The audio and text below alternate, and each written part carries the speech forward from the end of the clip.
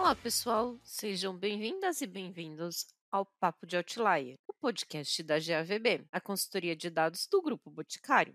Por aqui você vai encontrar conteúdo sobre tecnologia, data science, inovação e muito mais. Eu sou a Patrícia Cruz, anfitriã desse episódio, atuo na área de ciência de dados como líder técnica na GAVB. Pessoal, antes de começar nosso papo, vale lembrar que esse podcast é produzido pela GAVB, empresa referência nacional em tecnologia e inovação, que transforma dados em oportunidade de crescimento para as empresas. Depois deste episódio, aproveite para saber mais sobre as nossas soluções, acessando gavb.com.br.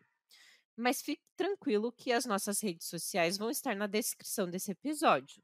Se você está ouvindo a gente pelo seu stream favorito, siga o Papo de Outlier para não perder os próximos episódios. Temos muita coisa boa vindo pela frente. No episódio de hoje, iremos conversar um pouco sobre o mercado e o que nós esperamos de uma pessoa de dados. O que vocês acreditam ser esperado de uma pessoa de dados? Agora eu convido o Lucas Marchioro para se apresentar. Ele é gerente de IA do Grupo Boticário. Olá, pessoal, tudo bem? Prazer estar aqui na estreia do Papo de Outlier. Trabalho no Grupo Boticário já faz 5 anos, sempre na área de Data Science, de IA com dados. Além disso, tenho uma experiência prévia aí de também mais de 5 anos no mercado de trabalho, sempre trabalhando com dados. Quem está com a gente também nesse podcast é a Dani. A Dani é cientista de dados do Grupo Boticário. Dani, pode se apresentar para a gente, por favor? Oi, pessoal, tudo bom? Boa tarde para todo mundo que está aqui. Bom, eu trabalho aqui no Grupo Boticário fazem quase 2 anos. Tenho uma experiência de trabalhar na área de dados já há 9 anos e estou muito feliz de também estar aqui na estreia do podcast. Obrigada, Dani. Agora eu convido o Pedro Russo a se apresentar. Pedro Russo é cientista de dados da GAVB. Oi, pessoal. Muito obrigado pelo convite. Eu sou o Pedro. Eu sou matemático. Eu completei minha fase de titulação da pós-graduação, doutorado, em 2020. E até então era tudo que eu fazia. E migrei para o mercado de trabalho, para a área de dados, em 2021, na GAVB, e é onde eu estou até hoje. Obrigado, Pedro. Por último, mas não menos importante, temos a Camis aqui. Ela é do time de recruiter do GB e trabalha mais especificamente com recrutação para a área de dados. Pode se apresentar, Camis, por favor? Claro, vamos lá. Oi, pessoal, tudo bem? Já estou no GB há 1 ano e meio, né? Entrei aqui pela consultoria, né? Pela GAVB, e venho atuando com o time de dados desde então. Obrigada, Camis. Agora vamos explicar primeiro um pouquinho o que é a área de ciência de dados. Ciência de dados é uma área que gera insights para o negócio, através da análise dos dados. É uma área explorada por vários profissionais, mas principalmente profissionais da estatística, matemática, ciência da computação e engenharia da computação. Um cientista de dados é um profissional analítico, capaz de interpretar e extrair valores dos dados. Tem uma frase que eu gosto muito, que você pode ter dados sem informação, mas você não pode ter informação sem ter dados. Então, a gente gera uma informação a partir de dados. Agora, para iniciar aqui nosso papo, eu queria saber um pouquinho de vocês, como vocês vieram parar no mundo de dados? Bom, eu tenho uma história meio atípica, assim, na área de dados, pelo menos do pessoal, assim, que eu converso, que eu conheço, né? A maior parte dos meus colegas ali na graduação, eu sou formada em estatística, né? Não falei, sou formada ali pela Unicamp.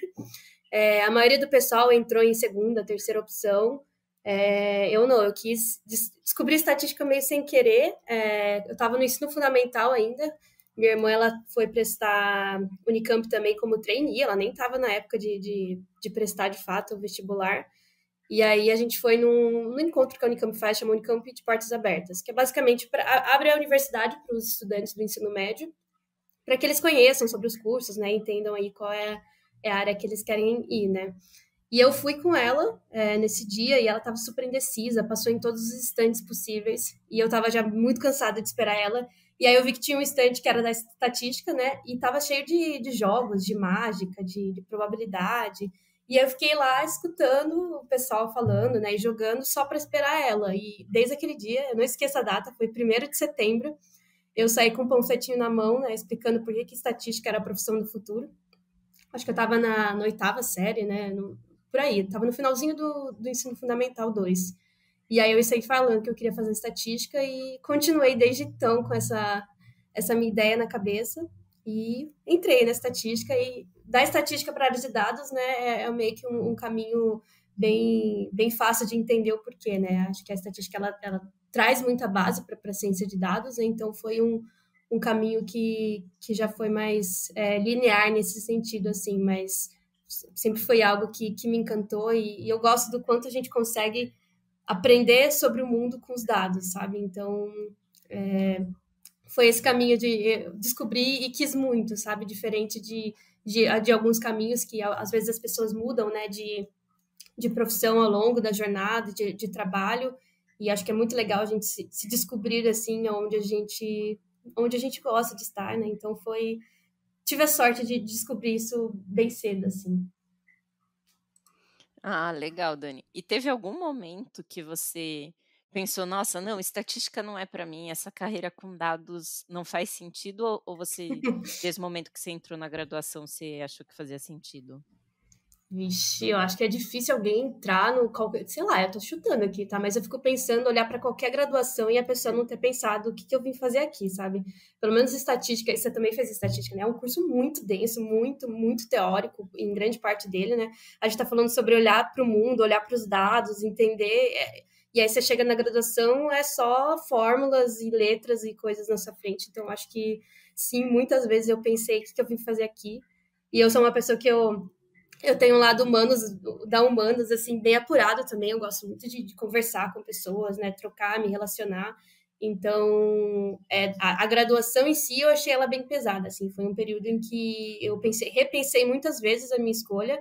E eu acho que no mercado de trabalho, não. Depois que eu entrei, foi um caminho que eu olho para trás e falei, puxa, ainda bem que eu continuei, sabe? Ainda bem que eu estou onde eu estou, porque é uma profissão que eu me sinto realizada, sabe? Poder fazer o que eu faço hoje.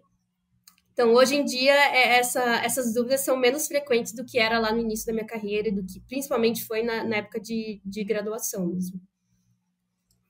Ah, legal. Acho bom compartilhar isso, que às vezes a graduação não é um mar de rosas, a gente não tem total certeza, mas legal saber que aqui no mundo profissional você se realizou. Quer falar um pouquinho, Pedro, sobre como foi sua experiência? Como você veio parar no mundo de dados? Vamos lá.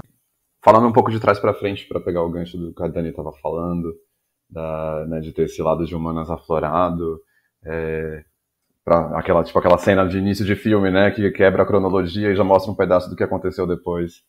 Eu encontrei pessoas fantásticas aqui, assim, que gostam de conversar e de trocar, que eram muito parecidas comigo, né, com assim, interesses por arte, né, por história, etc., que era uma das coisas que eu temia, né, que me faziam não pensar em vir para o mercado de trabalho, para a área de tecnologia, e já tirar do caminho aí essa sensação que alguém possa ter, né, quem estiver escutando. A área tem pessoas fantásticas e isso eu tenho ouvido, na verdade, esse relato de muitas pessoas, não só aqui na JVB, mas na área como um todo, né, de tecnologia, que mudou muito o perfil nos últimos anos. E, bom, eu fui parar, antes de vir para os dados, eu estava lá na matemática, né, quando comecei a graduação, a minha ideia era fazer um curso que não fosse difícil. Matemática. Eu gostava muito de matemática na escola, então pensei, vou fazer uma faculdade de matemática, né, que eu acho que é um curso que eu vou conseguir acompanhar, né, achei que não ia precisar fazer tanto esforço, etc. Uma visão muito, muito jovem, né, do que seria a vida naquela época. E aí fui para matemática pensando em me formar, prestar um concurso público, aquela ideia de estabilidade da virada do milênio, né? E, obviamente, esse plano falhou, porque eu gostei da matemática muito mais do que eu tinha planejado. Eu realmente me encantei e falei que era o caminho a ser seguido. e emendei com a pós-graduação, né? Eu fiz a graduação lá em Salvador, na Federal da Bahia, eu sou de Salvador, e vim fazer o mestrado e o doutorado aqui na USP, aqui em São Paulo. Estou aqui desde 2012. E emendando, né, um curso no outro, a graduação com mestrado com doutorado, e eu terminei o meu doutorado na pandemia, em 2020, no auge da pandemia, em agosto de 2020. Bateu aquele desespero, né? O que é que eu vou fazer? Eu tinha algumas opções para trabalhar no mercado de trabalho com outras coisas que eu já fazia, uns freelas, assim, trabalhava com material didático, dava aula, tudo isso, né? Em paralelo eu tinha uns projetos ali de pós-doc já escritos para submeter, para conseguir uma bolsa, né?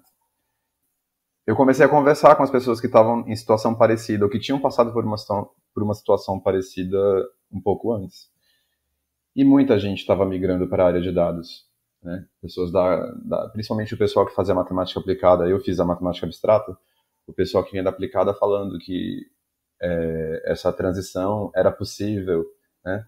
Que a gente, se você pensa, sei lá, pensa num prato, no seu prato favorito, pensa que seja um prato muito elaborado com uma receita de muitas etapas e de muitos ingredientes. A gente sempre pensa no prato pronto, e que os ingredientes são muitos e as etapas são muito complicadas, né? Então, quando eu pensava na área de dados e tecnologia, eu sempre imaginava a receita muito pronta e eu me sentia muito aquém do ponto de partida para começar a trabalhar com dados. E, na verdade, conversando com esses colegas, né, esses e essas colegas, né, reforçando aí o time de mulheres, que quem mais me encorajou foi uma amiga mesmo da pós, todos falando, não, calma, vamos com calma, olhe isso e isso, essas características que você tem, né, o fato de você ter vindo das exatas, ter trabalhado com matemática, ter desenvolvido gosto por aprender, ter aprendido a aprender, né, porque tecnologia, ela é muito fluida, ela pode mudar, e a gente sempre precisa estar pronto, né, e disposto a aprender as novidades que chegam. Então, fui criando coragem, né, falando com alguns amigos que já estavam dentro da área, e o processo aconteceu. E, como eu falei lá no início, eu encontrei pessoas muito legais, assim, o ambiente profissional foi muito acolhedor, né. Eu acho interessante o ponto que o Pedro trouxe e a Dani também, de estar muito em dúvida, né, no começo da carreira, e eu acho que eu passei por isso também, até contribuindo um pouco aqui. Eu sou formado em economia, então não foi tão trivial assim migrar para dados, tinha várias frentes, né? Tem gente de economia que vai trabalhar mais em áreas comerciais, vai trabalhar mais em área de planejamento, ou de às vezes até contábil, enfim, uma gama muito grande, né, de possibilidades ali. E eu acho que vale falar, Lucas, que economia é humanas, né? Exato, economia é um curso de humanas. Então, quando eu entrei também, muito jovem, estava um pouco na dúvida do que queria fazer, etc. Até que eu tive as primeiras aulas de econometria, que é bem análise estatística, etc., né, voltada para a economia. Eu falei, poxa, eu quero trabalhar com isso. Só que há 10, 12 anos atrás, não existia tão consolidado o mercado de ciência de dados, ou pelo menos não era tão aquecido quanto é hoje, né? Então, não tinha muita visibilidade do que existia ou do que eu poderia trabalhar na época. E aí eu fui migrando aos poucos. E eu acho que um ponto que o Pedro comentou e que é muito comum quando você se depara com o mercado de dados é sentir um pouco de, poxa, eu vou conseguir entrar, né? Porque é muita coisa. E eu acho que o principal ponto que a gente sempre tem que ter na cabeça é, beleza, vamos pegando um pouco de cada vez e aí vai dando certo, né? Mas, de fato, tem essa questão que assusta bastante quando você olha de primeira e fala, poxa, olha o tanto de coisa que eu tenho que aprender, e acho que nenhuma graduação dá isso de maneira holística, né? De maneira completa. Então, é um ponto que eu acho que muitos cientistas de dados no começo de carreira passam, independente da formação, né? Mesmo às vezes que é mais direcionada a isso, como estatística, até no meu caso, que é economia, ou outras pessoas também que eu conheço que passaram por isso, que são formadas em biologia, em outras frentes também. Tem essa coisa do início, né? A gente fica pensando no tanto de coisa que a gente precisa aprender, mas nem tudo, você não precisa de tudo para o ponto de partida, né? As coisas vão sendo adquiridas ao longo da trajetória, né? Do percurso. Me assustava muito no início, mas eu tive pessoas que me esclareceram esses pontos, né? Você vai indo, vai fazendo. É uma carreira muito legal mesmo, assim. E também, assim, para mim, né, que foi muito tempo que eu passei antes, que eu só cheguei agora, né, já 30 a mais na área, mas também essa coisa de você está aprendendo coisa nova, olha só, você conseguiu reunir um fôlego para aprender coisas novas, né? Olhar para novos problemas, né? E isso é muito instigante mesmo. Então, isso acaba virando um combustível, né? Você vai transformando essa ansiedade de eu não sei isso, em combustível e reconhecendo as habilidades que você já tem, né? E fazendo essa transição aos poucos. Dando sequência aqui, Camis, como que você veio parar nessa área de recrutar pessoas para dados? Na verdade, para dados, fazem mais ou menos uns 2 anos que eu faço processo seletivo, né? Mas, dando um contexto anterior, minha primeira graduação foi em administração, né? E na época, eu trabalhava numa área totalmente diferente, trabalhava com turismo, basicamente isso.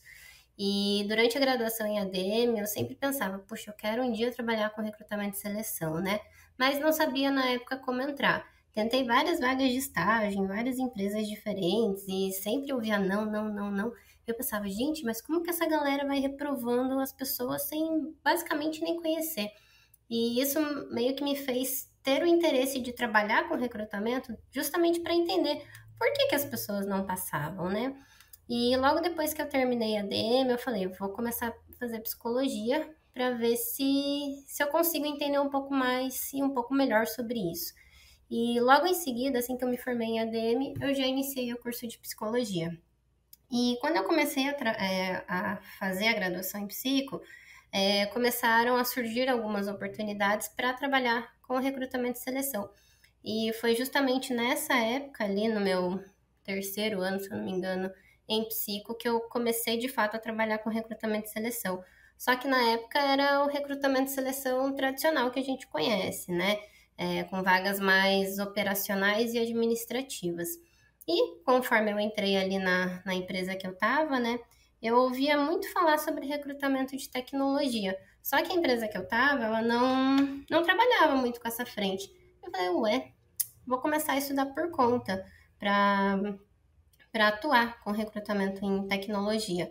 E fui fazendo alguns cursos paralelos e tudo mais, entendendo um pouco sobre o mercado. Foi quando eu tive minha primeira oportunidade de entrar realmente no mercado de tecnologia.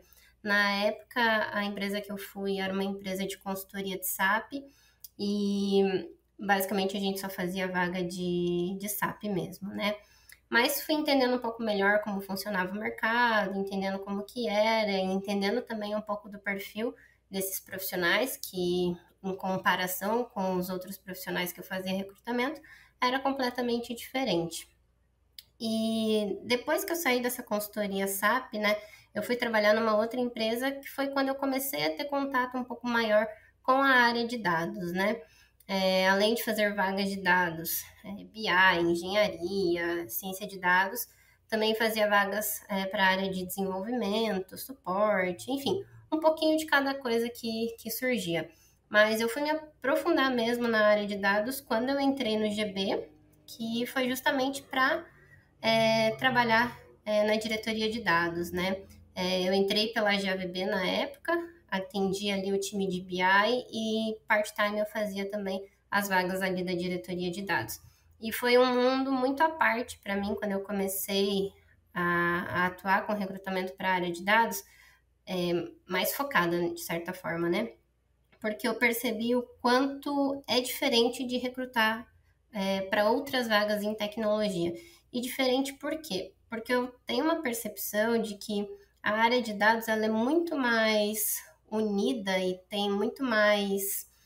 a galera ela é muito mais parceira, assim, tipo, vamos divulgar um podcast, vamos estudar sobre tal tema, vamos fazer tal coisa, tal empresa tá com uma vaga massa. Então, é uma galera que se conversa muito, é uma galera muito participativa, e eu percebia isso de diferente das outras posições de tech que eu fazia, né? Então, isso me encantou muito os olhos, porque eu sempre fui uma pessoa voltada para pessoas, né? Sempre gostei de gente. Então, ter pessoas, né? Tanto líderes que eu atendia, quanto o pessoal que eu recrutava, fazendo essa interface, de certa forma, né? Tipo, vamos se reunir aqui, eu tenho uma pessoa para te indicar. Então, isso é uma coisa que, para mim, ficou muito perceptível quando eu vim para a área de dados. E hoje fazem mais ou menos 2 anos, né, 1 ano e meio mais ou menos, que eu estou exclusivamente trabalhando com dados e, assim, é a minha paixãozinha. Ah, legal. Então, você acha que assim, dentro da área de dados tem um calor humano, assim, que às vezes é muito esperado das humanas, né? Mas nós de dados de exatas também temos esse calor humano, né? E você acha que é um nicho que tem mais indicação do que outras áreas? Ou Eu tenho essa percepção, com certeza. Eu vejo que é uma área muito mais engajada em indicar colegas e conhecidos, né? Falando, pô, aquela empresa tá legal, aquela vaga é massa, sabe? Ou até mesmo pessoas que estão aqui dentro do GB hoje, a quantidade de indicação que eu recebo, sabe, é muito grande mesmo. Então, as pessoas, quando estão felizes no lugar em que elas estão, eu acho que rola muito essa coisa, né? De tipo, eu quero que o meu amigo, que o meu colega esteja tão feliz quanto eu, então vou apresentar a vaga para ele, tentar trazer ele para cá, sabe? E eu percebo que isso acontece muito na área de dados quando a gente compara com outras áreas, sabe? ah, legal. E o que você olha num profissional de dados quando você está recrutando, assim, quais pontos você fala assim, ah, esse é positivo, esse vai dar certo, ah, esse ponto aqui não é tão legal, tem que se desenvolver. Então, eu acho que, como todo mundo aqui sabe, né, eu acho que o mercado mudou muito nos últimos anos, né?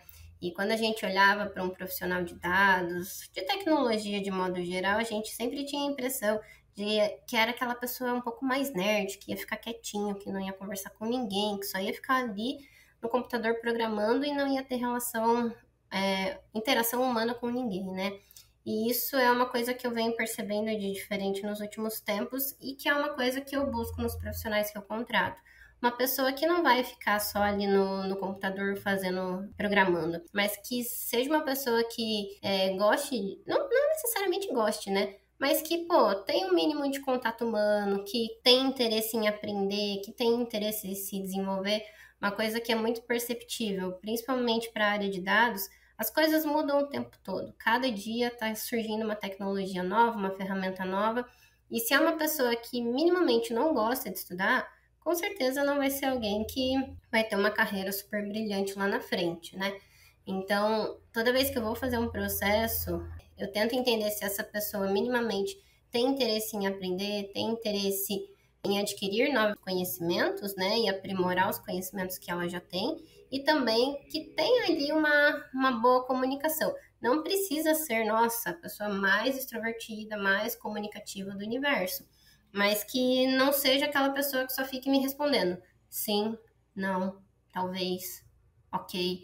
Então, que consiga de fato manter um diálogo ali comigo, porque é uma necessidade que a gente vê hoje dentro da empresa, e eu acho que em qualquer lugar do mercado é algo muito, muito fundamental hoje em dia.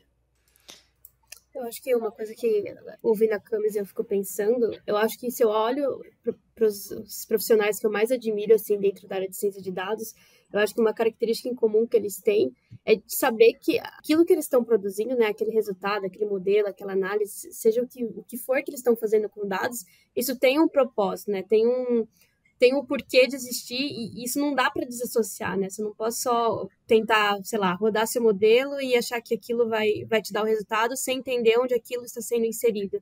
Então, acho que essa habilidade que ela fala das pessoas saberem se relacionar, de comunicação, ela está intrinsecamente ligada a esse ponto, de que hoje não dá para você separar o que você está fazendo ali na frente do computador e de como isso vai impactar as decisões ou os processos da onde você está usando o resultado do seu trabalho, né? Então, eu acho que é bem legal ver que hoje em dia os profissionais, eles estão tendo essa vivência, assim, desde mais cedo, assim, na carreira, né? Você vê os profissionais mais júniores chegando, já entendendo que isso é uma necessidade real, né, para a ciência de dados.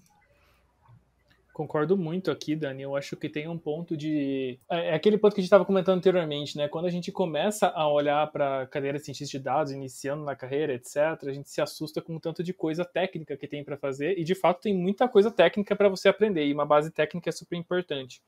Mas mais que isso, eu acho que é importante a gente se apegar na palavra cientista do cientista de dados, né? Que é saber pesquisar, saber formular bem as hipóteses, saber como que isso vai se encaixar no processo, que foi um ponto que vocês trouxeram muito bem. Tem que se aprofundar no tema, e quando a gente fala de se aprofundar no tema do ambiente corporativo, é conversar com as pessoas, é entender como aquele processo funciona. Não é algo só meramente técnico, né? Mas sim como que você resolve um problema, como que você impacta, quais são os potenciais riscos e assim por diante. Então, essa questão de querer saber resolver um problema e ser um resolvedor de problemas, eu acho que é muito importante para os cientistas de dados no dia a dia. E, de fato, é um diferencial. Me metendo um pouquinho aqui no papo, eu acho que, assim, o cientista de dados, ele tem que entender um pouquinho de cada área para conseguir não só fazer um código, mas que aquele código gere uma solução que traga valor para a área, não sei se seria para a área demandante, mas para a área que vai utilizar aquele código. Não é simplesmente só fazer um código, é um código que gere valor, né? E falando aqui um pouquinho em código, e toda essa mudança que é constante na área de dados, gostaria que vocês falassem um pouquinho da linguagem de programação. Eu comecei tem mais de 10 anos, já trabalhei com SPSS, SAS, muito, muito tempo com SAS, e hoje uso Python. Estou tentando me desenvolver um pouquinho ali em R. Queria saber de vocês, assim, vocês também tiveram mudanças de linguagem de programação? Dani, Lucas, Pedro, ou vocês já iniciaram em uma linguagem só? Porque isso vai muito em conjunto com o que a Camis falou, né? Tem que ser uma pessoa curiosa e disposta a aprender. Eu iniciei mexendo no SPSS, depois tive que aprender o SAS, depois tive que aprender o Python, agora estou pensando em aprender o R. Então tem que ter essa curiosidade, porque a linguagem de programação em si também ela vai mudando, evoluindo, né? Com certeza. Aqui no meu caso, igual eu comentei, né, não tive uma graduação tão técnica, então eu fui aprender a programar depois por curiosidade própria e já quando estava no mercado de trabalho. Então, minha primeira linguagem de programação foi o R e SQL.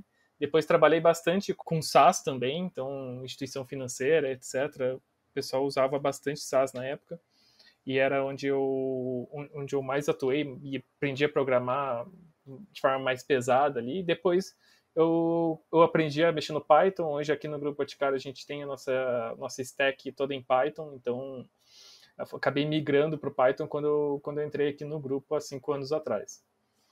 E tudo isso, Lucas, você foi aprendendo por conta própria? Ou você foi fazer algum curso fora, em alguma escola, alguma coisa? Ou você foi aprendendo com a internet, na raça?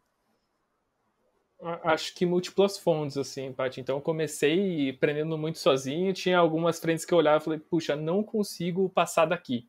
Então, quando eu comecei a programar mesmo, as primeiras vezes que eu comecei a olhar, é uma coisa até muito trivial, né, hoje, para quando a gente fala de cientista de dados, mas eu não conseguia entender, por exemplo, o que era uma variável. Esse era meu nível de programação.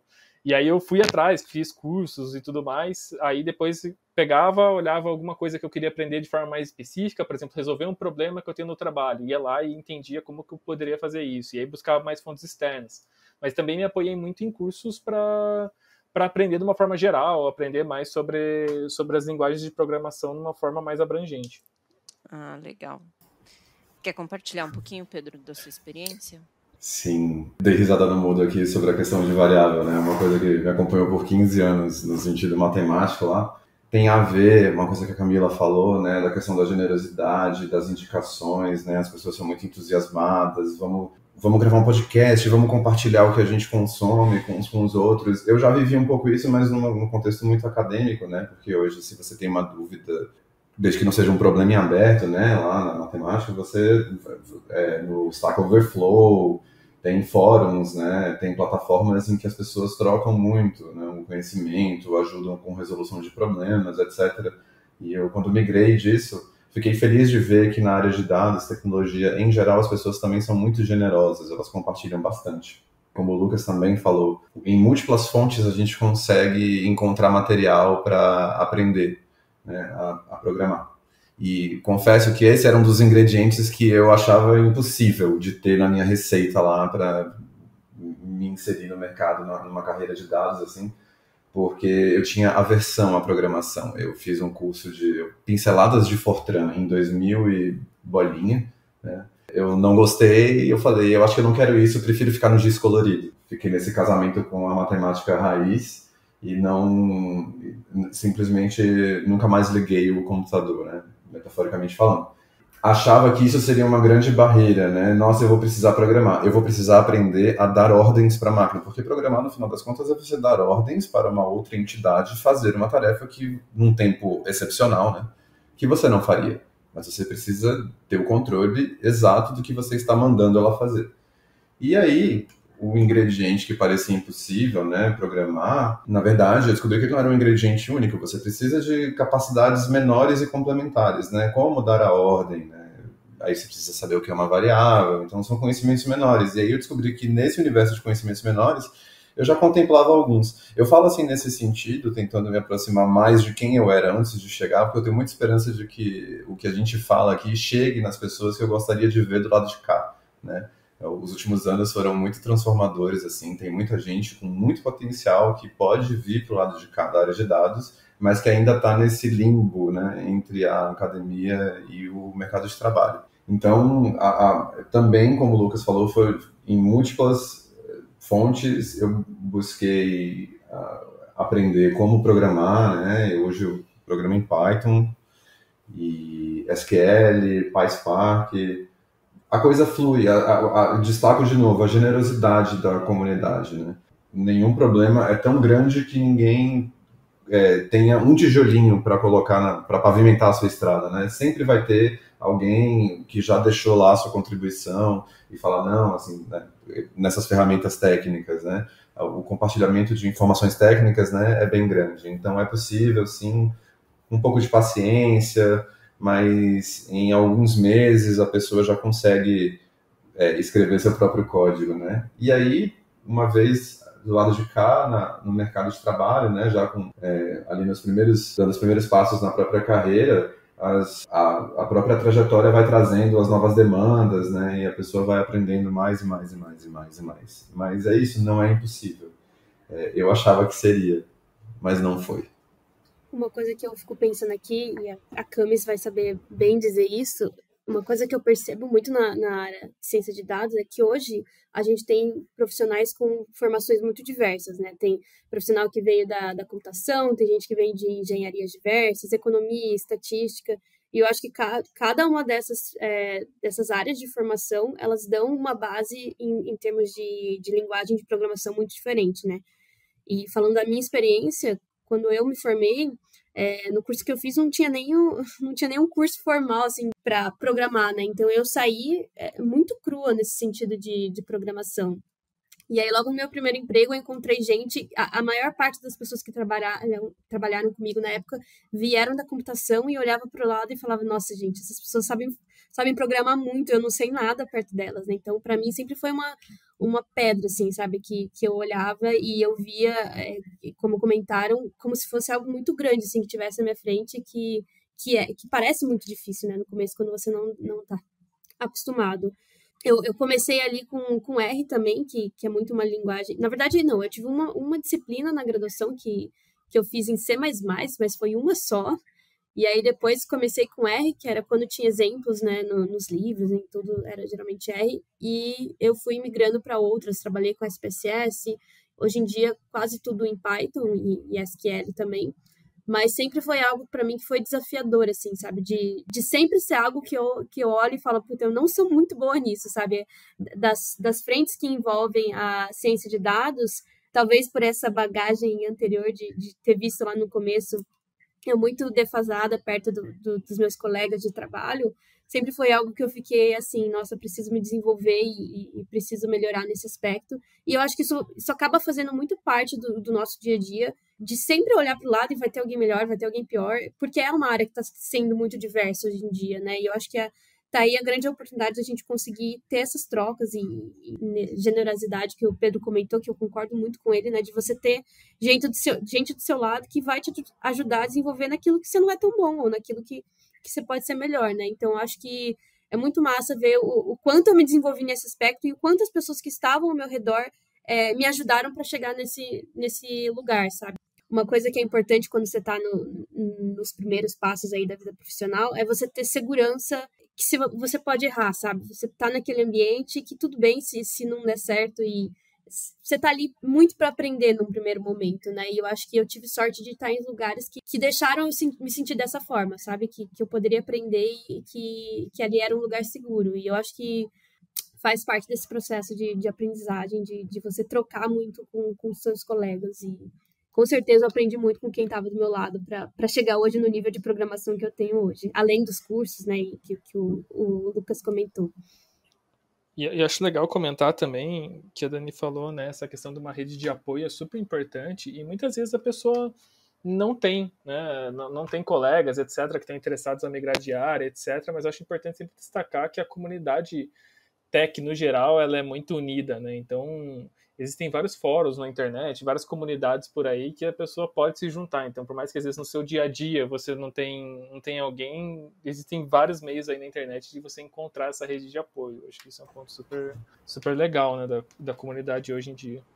Parênteses, uma coisa que me deixou muito feliz, não tanto quando eu tomei coragem e vim para a área de dados, mas talvez em segundo lugar foi ter conseguido trazer, de fato, né, alguns amigos ainda estão em processo, mas uma amiga minha que estudava, a gente estudava do meu lado, estava no finalzinho do doutorado e estava naquela angústia, né, e tal, e ela mostrou, assim, deu um sinal de que queria vir para o mercado de trabalho. A gente marcou uma reunião virtual, né, ainda estava no tempo de isolamento social, nós marcamos uma reunião e eu falei para ela da pouca experiência que eu ainda tinha, né? Muito mais pouca experiência do que eu ainda tenho hoje, porque são 2 anos, mas eu falei para ela tudo, muito, muito parecido com tudo que a gente está falando aqui. E ela passou num processo seletivo em seguida. Ela já estava estudando quando ela veio falar para mim, né? SQL, e eu falei, vai se inscrevendo nos processos seletivos, vai fazendo contato, vai conhecendo outras pessoas. O máximo que eu podia fazer por ela era isso, né? Porque podia indicar ela, né? Mas conseguir conversando, assim, né? Convencê-la e encorajá-la como outras pessoas fizeram comigo. E isso para mim foi um momento muito feliz, né? Porque a gente quer ver o amigo bem, né? A gente quer que os nossos amigos estejam em lugares que a gente gosta de estar, a gente quer que eles estejam com a gente. E só pegando um gancho de tudo isso que vocês falaram, né? Por exemplo, no meu caso, eu não sou uma pessoa técnica, né? Eu não sei programar em Python, não sei programar em SQL, não sei absolutamente nada disso. Só que para que eu possa fazer o meu trabalho bem, eu preciso pelo menos ter uma noção de como que as coisas funcionam, sabe? E, por exemplo, ver hoje líderes que eu atendo, colegas, profissionais me ajudando nesse sentido, tipo, me explicando, o que é a diferença de um dado estruturado para um dado não estruturado? O que é um cientista de dados prescritivo, um preditivo? E eu pude contar muito com esse apoio nesses quase 2 anos aqui de GB, da galera que eu atendo, sabe? Deles compartilharem esse tipo de conhecimento comigo, porque até então eu era super leiga, e para que eu pudesse, conforme eu fosse fazendo os meus processos aqui, saber ser o mais assertiva possível na hora de fazer um processo seletivo, né? Para que a pessoa que está ali do outro lado não me fale coisas que para mim poderiam ser ok, mas que no final das contas poderiam ser absurdos para quem está fazendo uma entrevista mais técnica, sabe? Então, contar com esse apoio do pessoal, da galera aqui, eu acho que é muito fundamental, como todos vocês falaram. Queria ver com vocês aonde vocês perceberam maior aprendizado. Pode não ser propriamente de vocês, de algum colega que vocês viram, onde vocês viram uma curva de aprendizado bem legal, bem relevante. Acho que, da minha parte, o que mais me ajudou foi, de fato, conseguir aplicar os conceitos que eu vinha estudando.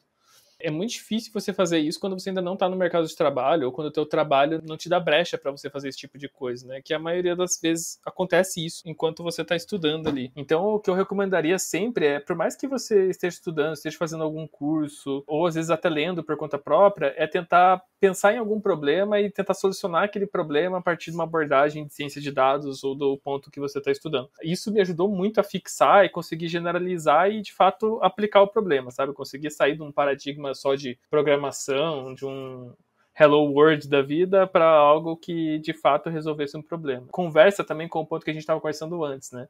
Que é qual que é o diferencial do cientista de dados. É de fato você conseguir resolver o problema, tornar algo aplicável e, além de tudo, me ajudou a consolidar a base teórica que eu vinha estudando. Eu acho que, para mim, é muito em linha do que o Lucas falou. Eu sinto que onde eu mais aprendi, assim, disparado, de longe, foi vendo as coisas na prática. Meus primeiros anos ali na minha carreira, eu trabalhei numa espécie de consultoria, digamos assim. É, na verdade, uma empresa que é um centro de inovação em Campinas. E uma das frentes que eles tinham era inovação em inteligência artificial, né? E aí lá eu acabei passando por muitas áreas de negócio diferentes, né? Eu entrei trabalhando no setor elétrico, né? Num P&D do setor elétrico.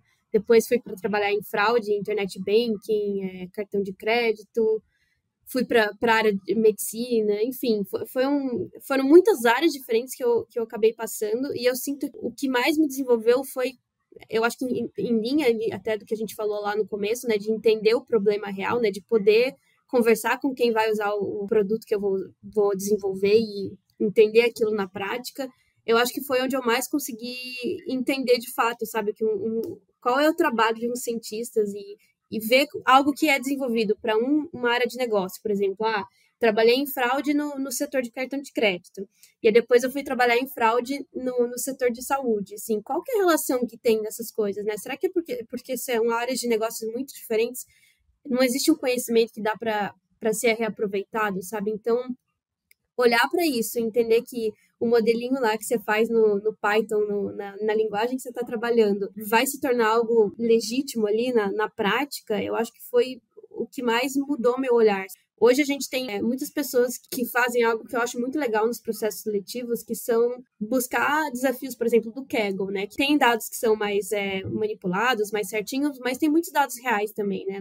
Na plataforma do Kaggle, e buscar e fazer esses desafios e entender qual que é a diferença de um dado real para um dado que você vê no livro, né? Como que trabalha com isso e com outro tipo de cenário, eu acho que pode dar uma perspectiva bem diferente, assim, e é onde, na minha opinião, a gente tem mais aprendizado. Eu acho bem legal isso da ciência de dados, que não é só escrever um código, não é só saber o que é uma variável, você precisa entender o contexto da onde aquela variável está inserida, qual o problema que você quer resolver, somente aquelas variáveis são interessantes ou seria interessante ter outras informações também, ter uma análise mais ampla do todo, uma análise do mercado que você está inserido para você conseguir gerar insights e gerar valor com aquele dado que você está trabalhando. Não é o dado puro e simples, né?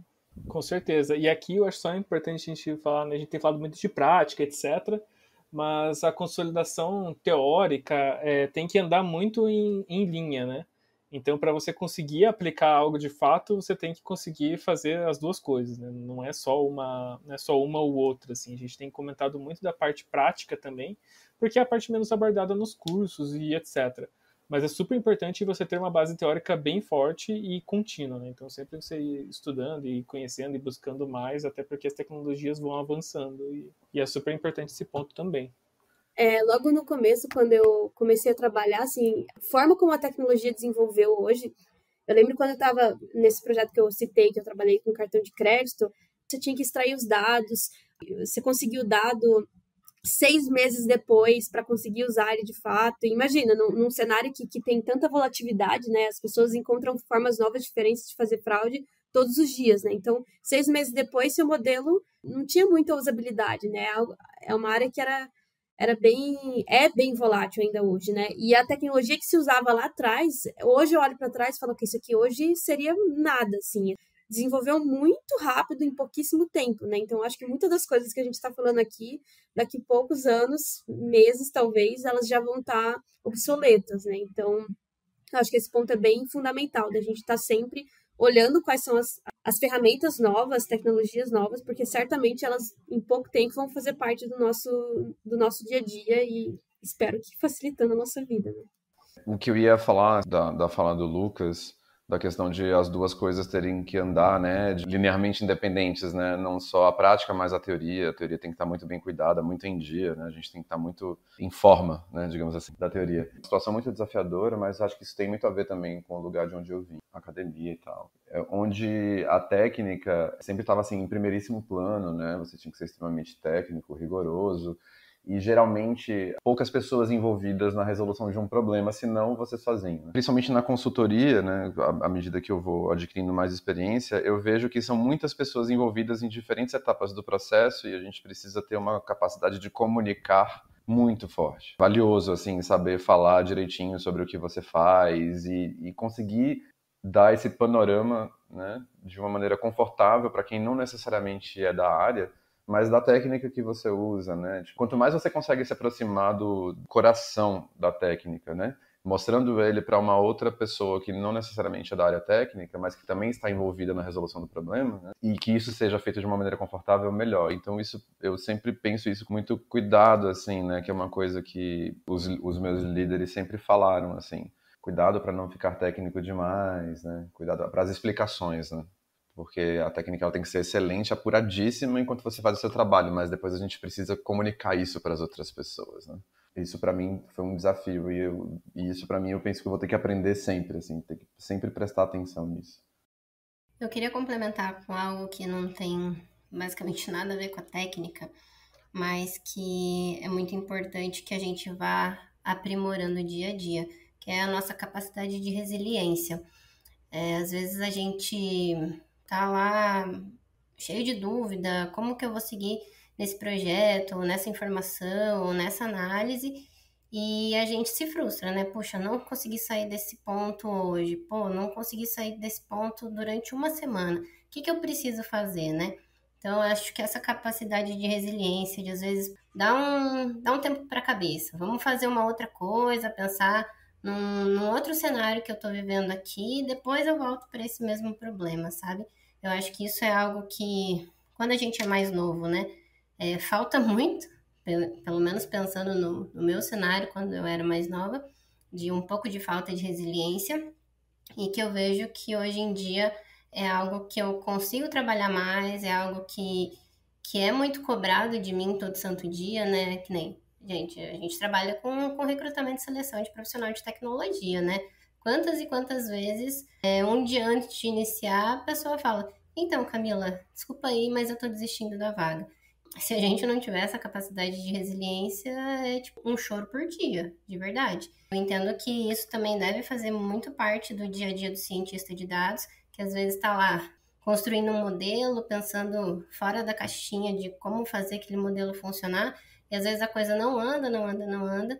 Então isso eu acho que deve fazer muito parte, assim, do dia a dia de todos os profissionais, né, de forma geral. Nossa, Camis, eu concordo 200% aqui com você. Eu só discordo no ponto que você falou que não abrange isso na parte técnica, porque eu acredito que abrange muito também. Porque o dia a dia do cientista de dados, ele não desenvolve um software tão linearmente, né, às vezes, quanto um desenvolvedor, ou enfim, alguma coisa nesse sentido. A gente trabalha muito também no dia a dia com formulação de hipóteses. E nem sempre essas hipóteses elas se provam verdadeiras ou dão o resultado esperado. Então, você ter resiliência acaba que sim, no dia a dia é importante você saber que as coisas nem sempre vão sair como esperado, mas também nessa questão da formulação de hipóteses, você saber que nem sempre os dados vão te apresentar o resultado que você espera. E você conseguir contornar e achar outras soluções é muito importante. E eu acho que isso vem um pouco dessa parte de inteligência emocional, da questão da resiliência, etc. Então, tem super fit, eu acho que com qualquer pessoa que está no ambiente corporativo, mas com os cientistas de dados tem esse que é especial também do formato do trabalho. Eu acho que é super importante. É o wishful thinking, né? Wishful thinking, tipo, não sabe se a sua desconfiança vai se concretizar no final do dia, né? Você tem uma hipótese e a gente nunca sabe. Eu sempre comento aqui com o pessoal aqui, quando a gente está estimando esforço, né, quanto tempo a gente vai durar, né, vai fazer essa atividade, e aí eu sempre brinco com o pessoal, né, não é à toa que a gente tem o cientista ali no nome do cientista de dados, né, é um processo que tem hora que você vai chegar no final e falar, olha, caminhei tudo isso e não cheguei no lugar que eu queria, né, então eu também concordo com essa questão de a gente precisar entender que os caminhos, eles podem não ser lineares também na técnica. Exatamente. Eu tive uma experiência recente num cliente que, assim, foi aplicado tudo da melhor forma, matematicamente correto, tudo, só que gerou um valor que não era consumível pelo cliente. Ok, era um teste, testamos, a hipótese matematicamente estava correta, mas não foi usual no final. Não gerou o devido valor e a gente teve que se repensar, pensar numa segunda, numa terceira técnica que conseguisse gerar valor. Mas a primeira não gerou valor e ok, fomos resilientes e vamos pensar em outra coisa. Isso é super aplicável, viu, Camis? Obrigado por trazer esse ponto. E é por isso que a comunicação é tão importante também, né, Paty? Sim. Porque se você não comunica isso da forma exata, pode gerar falsas expectativas nas pessoas também. E aí gera uma bola de neve isso. Então... Tem que se comunicar e ser claro. Não ter medo de falar. Olha, gente, fiz, testei, tô chegando nisso. Vamos conversar e ver se eu tô indo pelo caminho certo. Eu acho que, assim, sempre conversar e pedir ajuda, pedir opiniões é muito válido. Uma coisa que eu vejo muito em processo seletivo, e eu acho que principalmente para profissionais de ciência de dados, né? O quanto ainda tem muitos profissionais, e eu acredito que é por conta de uma bagagem acadêmica muito forte, de por vezes estar trabalhando mais sozinho, o quanto eles têm dificuldade de pedir ajuda. Vários profissionais, quando eu estou em entrevista, falam, nossa, eu tenho muita dificuldade de pedir ajuda. Às vezes eu fico meio assim de trocar com meu colega e ele achar que eu não sei nada, que eu sei menos que ele, sabe? Então, é uma percepção que às vezes eu consigo perceber durante as entrevistas, né? E que no final das contas acaba sendo muito prejudicial para a pessoa, né? Em sentido de uma carga que ela coloca em cima dela, de, puxa, não consigo desenvolver tal coisa. E, na verdade, era só mesmo uma questão de, galera, tô aqui precisando de ajuda e tal, mas é uma questão que ela precisa trabalhar internamente, né? Que a gente, como profissional de RH e quem é líder também, não tem como fazer isso por ela, né? É muito mais uma questão de amadurecimento do profissional do que qualquer outra coisa. Eu ia comentar também que acho que a gente tem falado aqui muito, né, sobre comunicação e as pessoas terem isso bem desenvolvido para exercer a ciência de dados, mas eu acho que é legal a gente também enfatizar que, assim como a técnica, a comunicação também é algo que a gente vai treinar, né? Ambiente de trabalho, a gente tem a oportunidade de fazer isso ser desenvolvido e das nossas lideranças, né, apoiarem nesse processo. Então, eu acho que principalmente quando a gente fala sobre tópicos que envolvem a exposição da pessoa, né, falar em público, se comunicar, eu acho que as pessoas se colocam muito em caixinhas, né, eu sou bom nisso ou não sou bom nisso e perdem a oportunidade disso ser também uma área em que você vai desenvolver. Então, eu diria para ninguém se colocar nessas caixinhas de não sou bom nisso, principalmente nesse aspecto de comunicação, que é algo que eu vejo muito, e se dá mais a chance de se colocar nesses espaços, nesses ambientes, para desenvolver isso também. Boa. Gente, agora a gente já está se encaminhando aqui para o final do nosso podcast. Queria fazer uma pergunta geral, assim, se vocês têm algum fato curioso relacionado com dados para compartilhar com a gente. Eu tenho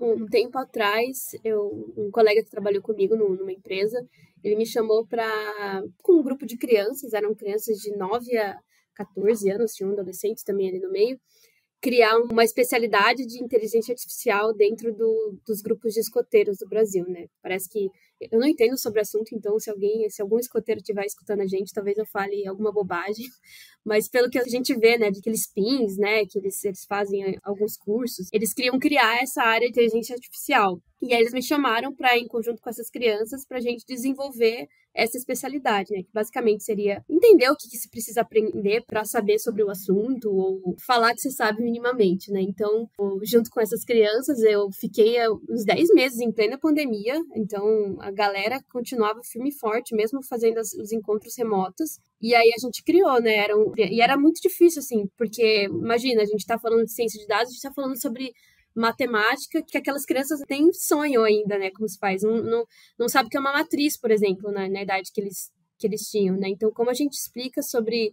modelos de machine learning para crianças que, às vezes, fazer uma multiplicação já é algo desafiador, né? Então, foi uma experiência boa, assim, e é aquele velho clichê, né, de com certeza aprendi mais do que elas, porque acho que você conseguir explicar e fomentar essa curiosidade nas crianças, mesmo não entrando em aspectos tão técnicos, é um desafio, assim, eu acho que se torna muito mais fácil também da gente falar depois com outras pessoas não técnicas e explicar nosso trabalho.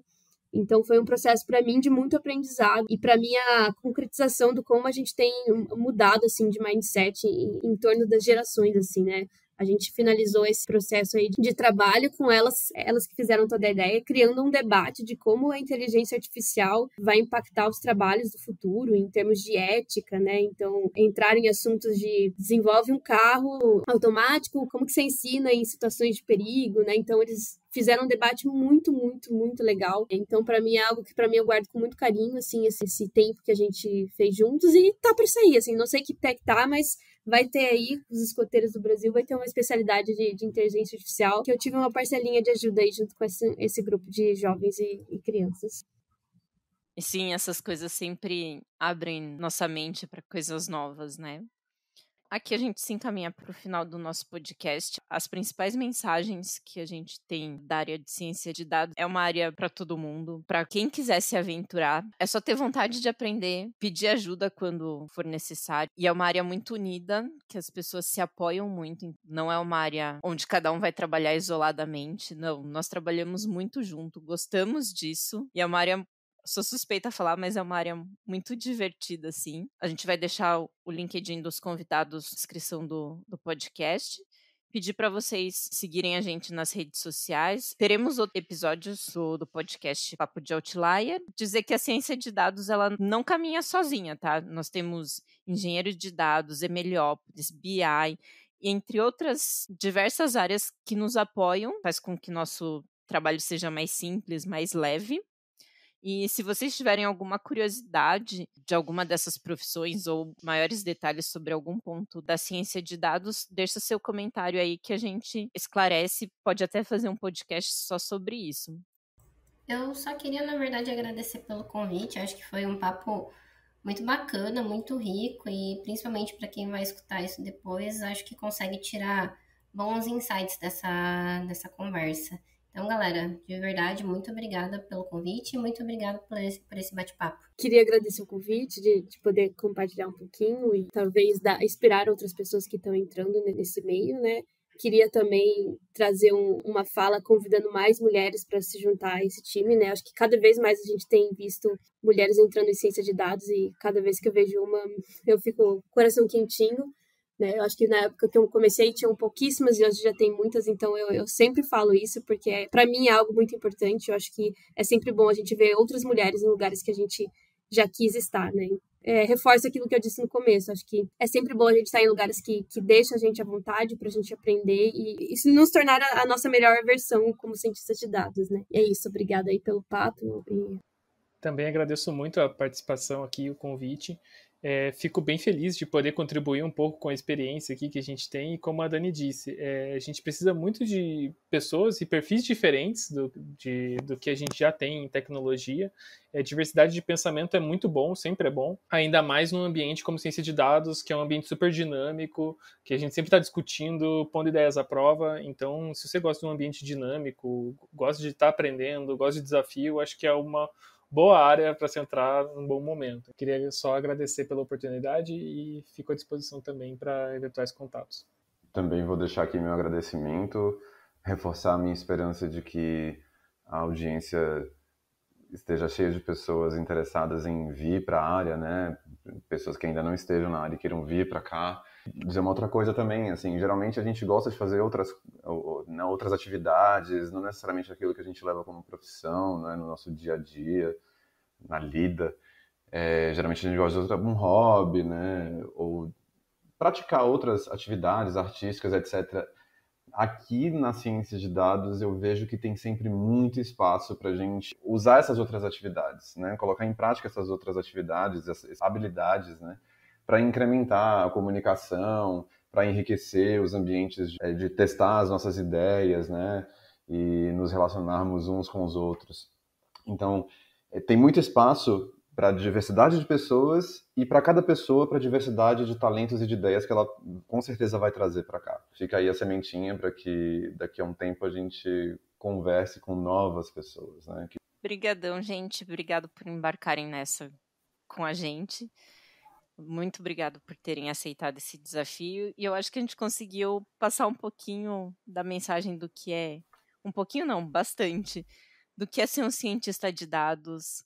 Não é só saber um código, é uma área muito ampla e com bastante calor humano.